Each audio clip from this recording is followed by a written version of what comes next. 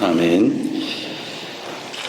오늘 시편 89편 언약을 붙잡은 기도.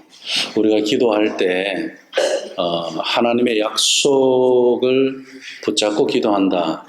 하나님 나에게 어떤 약속을 해주셨느냐. 모르면은 우리가 하나님 앞에 기도할 때 그 약속을 붙잡고 기도하기가 어렵겠죠. 우리 교회는 우리 가정이 하나님의 약속이 있는 가정이라고 그랬고, 그리고 또 우리 자녀에게 그 하나님의 약속이 또 이어져가는 그런 믿음의 세대, 제자로 세우는 일로 함께하고 있기 때문에 이 약속에 대한 이해가 없이 우리가 신앙을 전수한다는 것은 아마 실패하게 될 겁니다. 그런 의미에서 오늘 우리가 시편을 보면 89편은 시편의 중요한 시편 중에 다윗이 지은 시를 제외하고 오늘은 에단이라는 제사장이 지은 시죠. 아마 시편 중에 가장 중요한 시편이 89편이라고 할 정도로 우리에게 주는 의미가 큽니다. 그 중에서도 89편이 중요한 시편이라면은 오늘 90편을 보면 제4권이 시작되죠. 우리 시편은 총 5권으로 원래 나누어져 있는 것을 하나로 우리가 150편까지 보고 있습니다. 그 오늘 3권의 마지막 시편이에요. 이게 3권의 마지막 시편에 들어가 있는데 89편이 왜 우리에게 중요하냐라고 물으면은 하나님의 언약을 말씀하고 있기 때문에 중요하다, 이렇게 말할 수 있습니다. 그리고 또 하나는 하나님의 의와 공의를 말씀하고 있기 때문에 중요하다, 이렇게 이야기할 수 있습니다.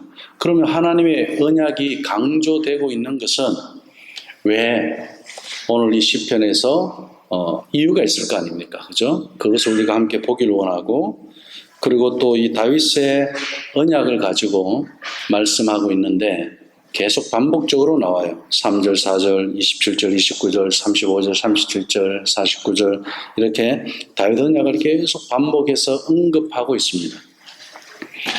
우리가 언약을 붙잡고 기도한다고 할 때 성경의 여러 인물들 중에 언약을 붙잡고 기도한 사람들이 나옵니다.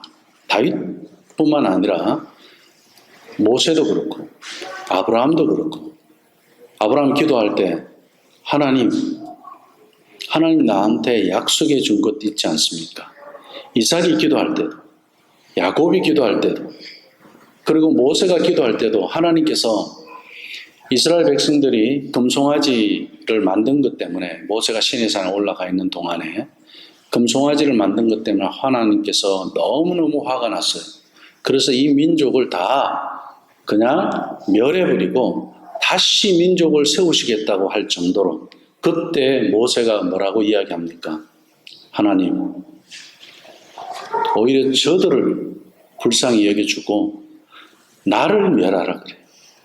그러면서 모세가 하는 이야기가 뭐냐면, 하나님, 저한테 약속한 거 있지 않습니까? 이렇게 기도해요. 그게 뭐죠? 아브라함의 후손을 통해서 나라와 민족을 이루겠다. 어떤 나라? 제사장의 나라.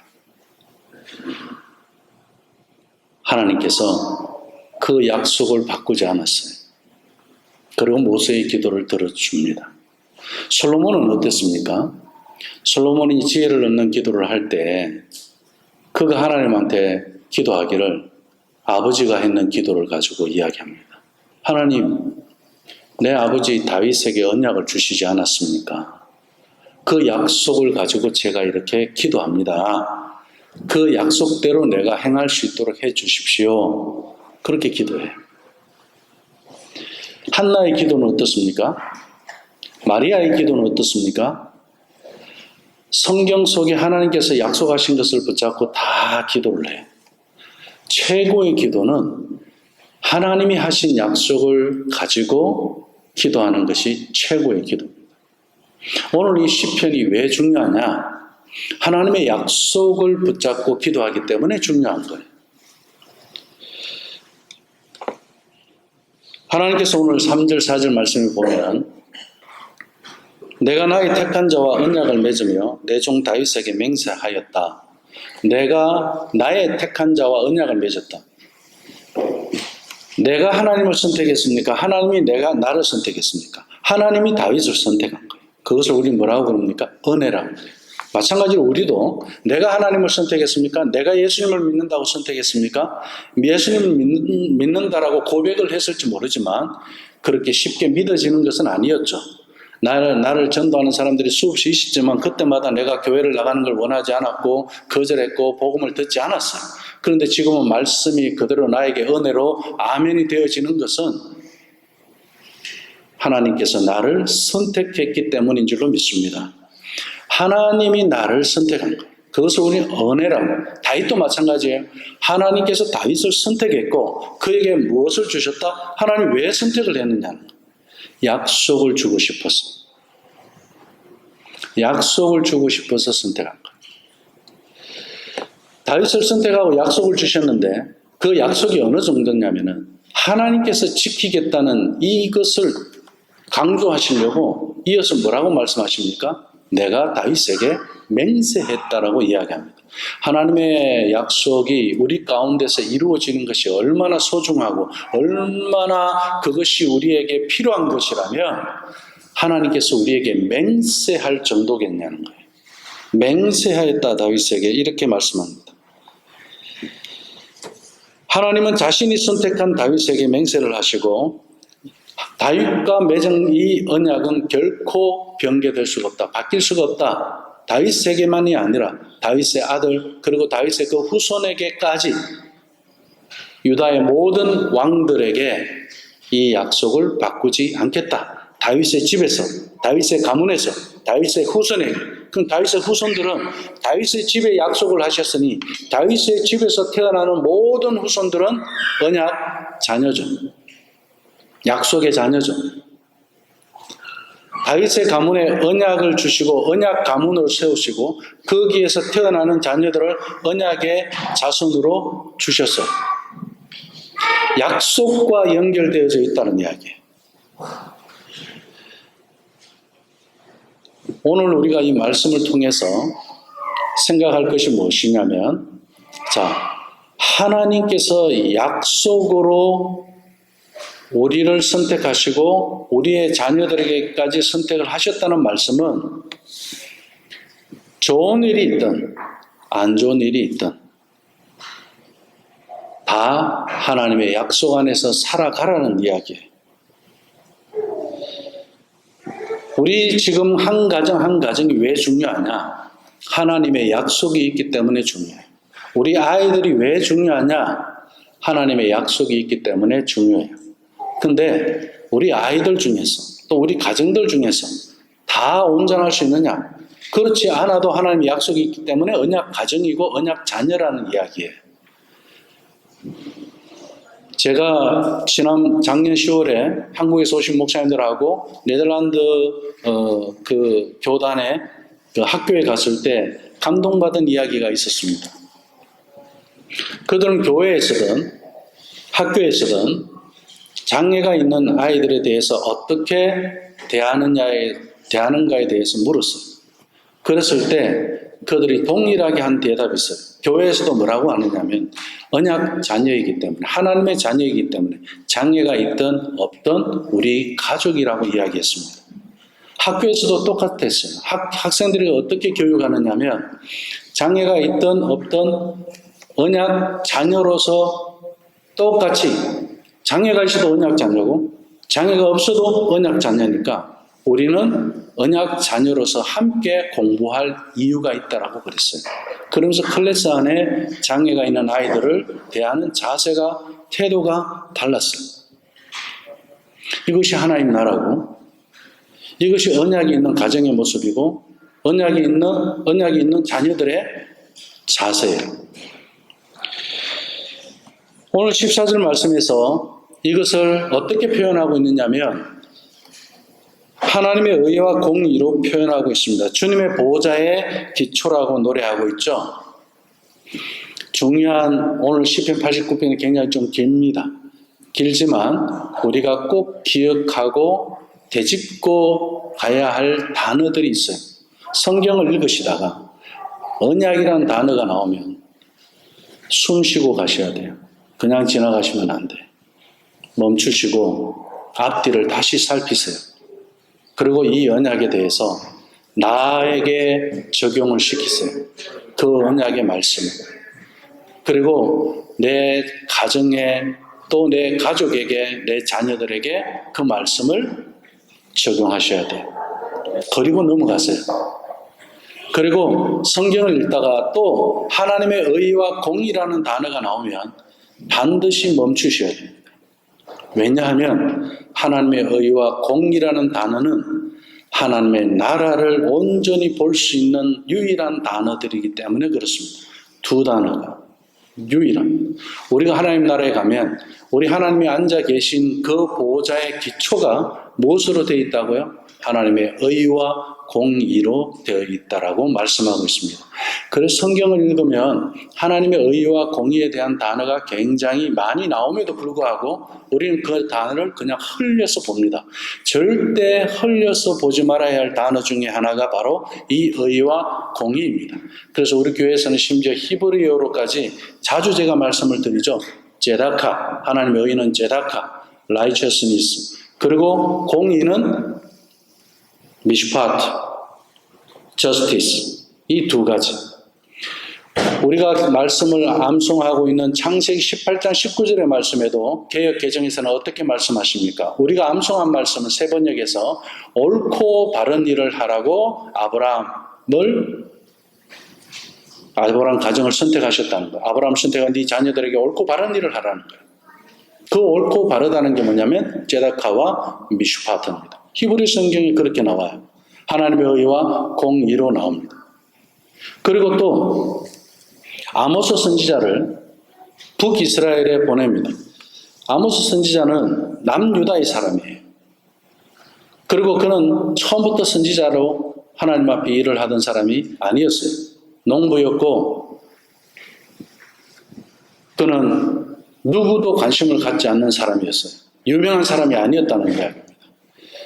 그런데 하나님이 시골 저 구석에서 부지런히 일하고 있는 그 농부 아모스를 하나님께서 부르십니다. 하나님의 선택이죠. 왜 부르시냐? 지금 북이스라엘이 잘 먹고 잘 살고 있는데 지금 경제적으로 전 세계에서 1위예요. 북이스라엘. 그때 당시에 여로보암 2세 때입니다. 그렇지만 하나님의 의와 공의가 행해지지 않는다는 거예요. 근데 그 여로보암 2세 왕 옆에 붙어 있는 선지자들은 하나님의 의와 공의를 잘 행하는 것으로 여로보암 왕을 두고 칭찬을 하고 자랑을 하며 우리나라에 이런 왕이 없다. 솔로몬보다 더 뛰어나더라고. 그렇게 이야기하면서 가짜 선지자들은, 거짓 선지자들은 여로보암 왕 옆에서 그렇게 하나님의 말씀을 왜곡되게 전하고 있을 때 저 시골에 있는 유명하지도 않고 왕궁에 가본 적도 없고 그리고 세상의 사람들이 관심을 가지도 않는 그 아모스를 하나님께서 부르셔서 북왕국 여로보암 왕에게 하나님께서 보내시면서 그에게 전하라는 메시지가 뭡니까? 제다카와 미슈파트입니다. 정의를 물같이 공의를 하수같이 흐르게 하라는 겁니다. 얼마나 중요한 메시지냐. 왕이 하나님의 의와 공의를 무시할 때는 하나님께서 그냥 계시지 않았다는 거예요. 왜 다윗 가문에 하나님께서 언약을 주셨느냐? 하나님의 그 의와 공의를 다윗 가문을 통해서 행하시겠다는 거예요. 왜 하나님께서 아브라함을 선택했느냐? 하나님의 의와 공의를 아브라함의 가정과 그 후손들을 통해서 행하시겠다는 거예요. 거기에 맞게 네 자녀들을 교육하라는 겁니다. 그것이 제자 훈련이에요. 오늘 우리가 왜 자녀들에게 성경을 가르치느냐? 하나님의 의와 공의를 행하도록 가르치는 거예요. 이것을 빼고 다른 것을 이야기할 수 없다는 겁니다. 그런데 이 의는 왜 그렇게 중요하죠? 우리가 하나님 그럼 사랑이고 성경을 한 단어로 이야기하자 그러면 사랑이에요. 그 사랑이라는 단어가 구약에서 찾으면 어떤 단어입니까? 그건 우리가 고린도전서 13장에서 찾을 수가 있어요. 고린도전서 13장에 사랑이라고 번역된 그 단어는 NIV에는 love로 되어 있지만 킹 제임스 버전에는 charity로 되어 있습니다. 그 charity가 구약의 히브리어를 찾아가면 제다카입니다. 성경 전체를 한 단어로 이야기하면 제다카. 우리가 전심을 먹고 나면은 우리 아이들이 제다카 통을 들고 다니면서 거기에 우리가 동전을 넣습니다. 그게 제다카예요. 그 돈이 쓰여질 때는 하나님의 의가, 하나님의 공의가 흐르게 한다는 거예요. 그 돈을 우리가 어디에 쓰겠습니까? 벼슬 하기 위해서 제물로 바치겠습니까? 가난한 데 쓰겠죠. 어려운 데 쓰겠죠. 필요한 데 쓰겠죠. 필요가 있는 곳에 흐르겠죠. 비록 그것이 동전 한 입이라 할지라도 얼마나 중요한지 몰라요. 그것이 한 생명을 건질지 두 생명을 건질지 몰라요. 제다카가 그런 일을 하기 때문에 그렇습니다. 하나님의 의가 나타나게 하기 위해서 그 일을 하는 거예요. 심지어 우리 예수님도 산상수훈에서 뭐라고 말씀하셨습니까? 마태복음 6장 33절 34절 말씀에 너희는 먼저 그 나라와 그 의를 구하라 그랬습니다. 하나님의 나라와 하나님의 의를 구하라. 제다카, righteousness로 나옵니다. 그리고 우리 믿음으로 의롭게 된다는 것도 믿어 의롭게 되는 그 의가 뭐죠? righteousness, 제다카입니다. 내가 교회만 다닌다고 해서 의로워지는 거 아니에요. 제다카가 의입니다. 의를 알아야 돼요. 하나님의 의가 무엇인지. 원래 이 의는 구제라는 뜻이 없었습니다. 하나님의 의가 구체적으로 행해지는 것에 구제라는 단어를 사용했던 거죠. 초대교회는 왜 안수집사를 세워야 했습니까? 히브리파와 헬라파가 갈라졌습니다. 교회에서 왜 그렇게 파가 갈라졌죠? 무슨 문제로? 구제 문제로. 제다카 문제로 그 일이 생겼던 겁니다. 문제가 생겼던 거예요. 그럼 오늘날 교회에 왜 집사를 세우느냐? 하나님의 의를 행하라. 답이 나오죠.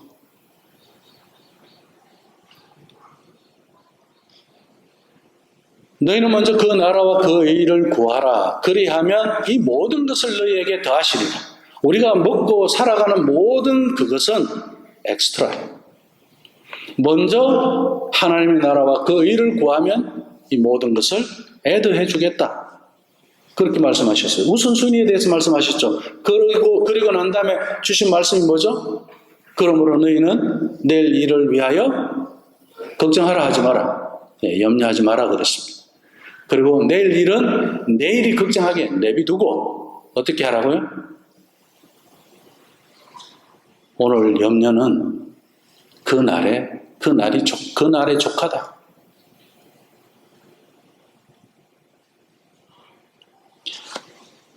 염려를 하지 말고 살아라고 해요. 어떤 사람에게? 의를 행하는 사람에게. 우리는 거꾸로 살죠. 세상의 모든 것을 얻고 더하고 취하기 위해서 바쁘게 살아가는데 하나님께서 더해주는 것으로 살고 싶다면 하나님의 의를 구하고 살아. 하나님 나라의 의를 구하고 살아가는 사람에게 내가 바쁘게 그렇게 가지고 싶고 그렇게 취하고 싶었던 것들을 내가 하는 것이 아니라 누가 더해 주시더라? 하나님이 더해 주시더라. 할렐루야. 구약 성경에도 그렇게 나오죠. 우리가 신명기 6장 말씀을 가지고 암송을 하고 있잖아요. 그리고 하나님의 복과 저주를 우리 신명기 안에서 다 보고 알고 있습니다. 거기서 이야기하고 있는 것이 뭡니까? 하나님의 의를 행하는 하나님의 자녀 그 후손들에게 말씀을 부지런히 가르치고 그 말씀대로 행하고 살아가는 그들에게 내가 짓지 않는 집을 주시리라 그랬어요. 나라도 주시고 민족도 주시고 집도 주시는 분이 하나님이셔요. 그 하나님이 얼마나 크신지를 안다면은 나의 이 작은 손 하나를 가지고 하나님이 더해 주시는 것보다 내 이 작은 손으로 모으고 수고해 가는 것을 가지고 더 많이 모을 수 있다라고 생각할 수 있겠죠. 그것은 하나님의 의를 모르는 사람이 갖는 생각일 수 있다는 거죠. 얼마나 중요한 말씀인지 모릅니다. 그래서 사무엘하 8장 15절 말씀에 보면 다윗이 온 이스라엘을 다스려 다윗이 모든 백성에게 무엇을 행했다고 말씀하시냐면 정의와 공의를 행할세 이렇게 말씀하십니다. 하나님께서 다윗 왕을 왜 세우셨느냐, 그리고 다윗 왕을 왜 기뻐하시느냐, 그것은 하나님의 의와 공의를 행하는 다윗이었기 때문에 그렇습니다. 그러나 하나님의 기름 부음을 받은 왕이 좋은 일만 있었던 게 아니에요. 그런데 오늘 시편에 보면 현재 처한 고통스러운 현실을 보고 시편 기자가 한탄을 하고 있어요. 탄식을 하고 있다는 거예요.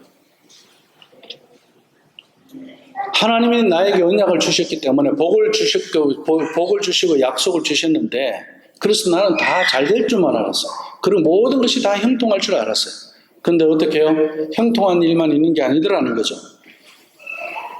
시인이 보니까 유다 왕의 왕가는 더럽혀졌다 그랬어요. 그리고 그의 보좌는 땅에 던져졌다 그랬어요. 누굴 두고 이야기했을까요? 이 시편이 언제 기록되어졌느냐에 따라서 달라질 수 있습니다. 어떤 시인은, 어떤 성경학자는 바벨론 포로, 그때 왕들이 얼마나 비참하게 끌려갑니까? 눈이 뽑히고 손과 발이 묶이고 쇠사슬에, 그리고 끌려가는 그 비참한 모습, 하나님의 언약의 그 약속을 이어가는 그 후손들의 모습이 얼마나 비참합니까? 그런데 전반적으로 성경학자들이 이야기하는 것은 언제를 보느냐 하면 솔로몬 이후에 이 에단이라는 레위 사람이 지은 시라고 이야기를 합니다. 그럼 솔로몬 후에라면 남북이 갈라진 상황이죠. 근데 북이 더 잘 됐어요. 남쪽 유다보다. 왜냐하면 북쪽이 10지파가 가버렸거든. 디에세가 그쪽으로 가버렸어요. 그리고 이 시인이 보니까, 아니 다윗 집안에 하나님께서 언약을 주셨는데 왜 남쪽 유다의 10지파가 오지 않고 북으로 다 10지파가 갔느냐는 거예요. 사람들은 유행을 따라가고 대세를 따라가고 그리고 힘을 따라갑니다. 왜냐하면 이 북이스라엘의 여로보암이라는 왕이, 아까 우리가 아모스 선지자가 간 그 여로보암은 2세, 여로보암 2세라고 그러고, 그건 한참 뒤에 있었던 왕이죠. 여로보암 왕이 얼마나 치세를 누렸으면 여로보암 2세라는 이름을 가졌을까요? 여로보암의 아들도 아닌데. 북이스라엘이 시작될 때 엄청났어요. 남유다는 아주 작아 보였어요. 그리고 10지파가 북이스라엘을 그렇게 다스리고 여로보암이 지배를 할 때 이 여로보암은 어떤 사람이었어요? 솔로몬 때 솔로몬을 피해서 저 애굽으로 도망간 사람이에요. 그런데 이 사람이 기술이 하나 있었어. 솔로몬 때도 그렇고 다윗 때도 그렇고 성을 쌓는 일을 너무 잘하는 거예요. 옛날에 성을 잘 건축하고 이 건축 기술이 있는 사람이 요즘 AI 그리고 뭐 앨런 머스크 이런 사람처럼 유명한 사람이에요. 왕보다 더 권력을 가질 수 있을 정도로 힘이 있는 사람이었어요. 그런 여로보암이었습니다. 그가 애굽으로 도망을 갔어요. 애굽으로 도망갔는데 누가 챙겨주느냐? 애굽 왕 시삭이라는 사람이 챙겨줘요. 그 솔로몬이 죽고 난 다음에 거기에서 이제 애굽에서 이스라엘로 돌아옵니다. 그리고 10지파의 북이스라엘의 왕이 됩니다. 왕으로 등극할 때 그때에 남유다의 왕은 누구냐면 솔로몬의 아들 르호보암이에요.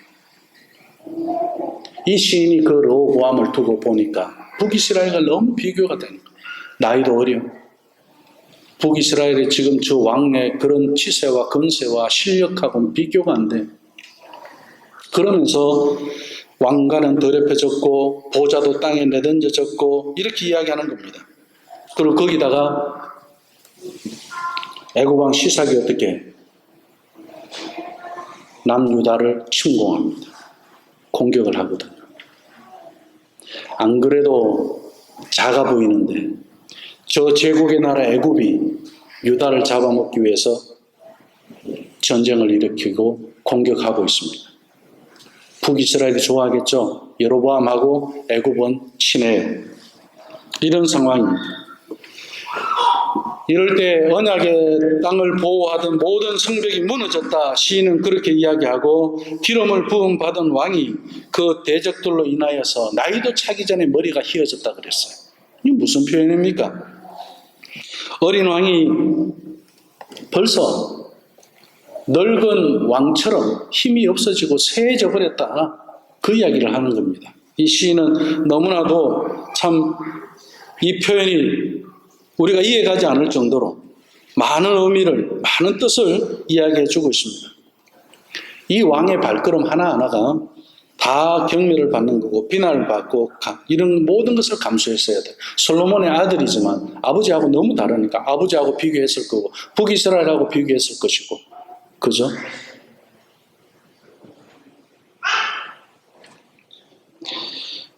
이런 상황 속에서 시인은 하나님의 언약을 상기시키면서 하나님께 호소하고 있습니다. 이런 기도. 우리도 마찬가지예요. 유다왕같이 보호자가 땅바닥에 던져지고 그리고 인정받지 못하고 실력 없다 그러고 비교도 안 될 정도로 대세도 아니고 유행도 따라갈 수 없고 모든 면에서 경쟁도 할 수 없고 비교할 수 없을 정도로 약하다 할지라도 붙잡을 것은 하나님의 언약밖에 없다는 거예요. 그 언약을 붙잡고 다시 한번 이 시인은 확인합니다. 33절, 34절 말씀을 보면 그러나 나의 인자함을 그에게서 거두는 자는 아니하니 거두지는 아니하며 나의 성실함도 패하지 아니하며 내 언약을 깨뜨리지 아니하고 내 입술에서 낸 것은 변하지 아니하리로다. 그런 일이 있어도 하나님의 언약은 변하지 않는다는 것을 이 시인은 노래하고 있어요. 이것이 은혜죠. 우리가 다 망한 것 같다 할지라도 희망이 없어 보인다 할지라도 어떻게 해요? 노래합니다. 무엇을 붙잡고요? 언약을 붙잡고 기도할 때 찬양하게 될 줄로 믿습니다. 노래하게 될 줄로 믿습니다. 그렇게 기도하고 있는 내용이 오늘 바로 이 본문의 말씀입니다. 주의 기름 부음 받은 왕과 주의 백성이 비록 지금 이렇게 멸시를 당하고 어려움을 당하고 고통 중에 있지만 주의 징계를 거두어 달라고 하나님께 호소를 하면서 탄식하며 하는 기도가 오늘 바로 이 46절에서 52절까지의 말씀입니다. 뭐라고 합니까? 하나님 언제까지 이러한 모순된 일이 나에게 계속될 겁니까? 라고 그렇게 시인은 이야기해요.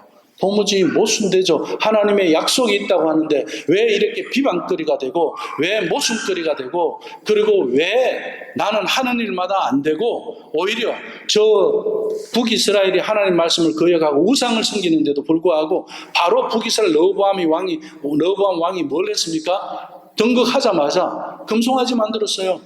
예루살렘으로 제사 지내러 못 가게 하려고. 북이스라엘이 신권과 왕권을 다 가지기 위해서 그것도 제단을 얼마나 크게 예루살렘보다 더 크게 지어요. 하나님을 거역하는 일을 그렇게 하고 있는데 저 북이스라엘은 더 잘 되고 있어요. 그런데 하나님을 바라보고 예배하는 이 남유다는 너무나도 작게 보이는 거예요. 이때 시인이 주께서 영원히 당신을 숨기겠습니까? 지금 하나님이 숨어 있는 것처럼 보이는 거예요. 내가 작아 보이니까, 믿음의 사람이 작아 보이니까 하나님도 작아 보이는 것처럼 그렇게 느껴지는 거예요. 주의 노를 불같이 태우시겠습니까? 하나님 앞에 내가 진노를 받고 있는 것처럼 느껴지는 거예요. 이럴 때 우리가 하나 붙잡을 수 있는 건 하나님 나를 부르셨다. 하나님 나를 선택했다. 하나님 나에게 약속을 주셨다. 이거 외에는 우리가 붙잡을 수 있는 것이 아무것도 없더라는 거예요. 그래서 생명의 날이 얼마나 허무한지 기억해 주십시오. 왜요? 생명의 날이 우리가 길지 않다는 거죠. 하나님 앞에. 그런데 왜 나에게 이 고통의 시간을 길게 주시느냐는 거예요. 시인은 이렇게 짧은 인생이 수치와 멸시 속에서 허무하게 지나가는 것이 이 인생이 평생이 될까봐 안타까워서 그렇게 노래하고 있습니다. 주께서 손넓이만큼 주신 이 짧은 인생을 어찌 징계와 수치 속에 살아가게 하십니까? 이렇게 외치고 있어요. 이런 기도해 보셨습니까? 저도 그런 수치가 있고 저도 그런 때가 있었습니다. 아마 우리 믿음의 생활을 하시면서 아마 그런 때가 있었을 누구나 다 그런 경험을 해 보셨을 겁니다. 크든 작든 간에. 그럴 때 우리가 붙잡아야 할 것은 하나님이 나를 선택하고 나에게 맹세를 주셨다는 것. 45절 말씀을 우리 함께 읽고 오늘 말씀을 맺겠습니다. 45절 말씀입니다. 그의 젊은 날들을 짧게 하시고 그를 수치로 덮으셨나이다.